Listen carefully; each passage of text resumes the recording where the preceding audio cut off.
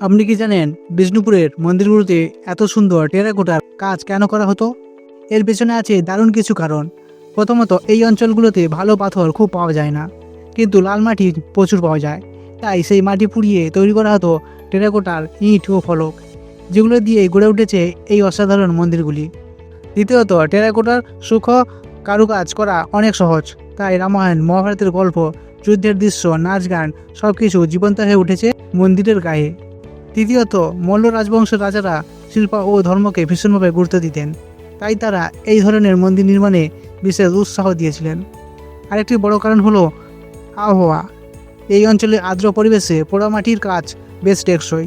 তাই সব মিলিয়ে টেরাকোটার শুধু একটি উপকরণ নয়, বরং বিষ্ণুপুরের ঐতিহ্য, শিল্প আর ইতিহাসের এক অনন্য পরিচয়।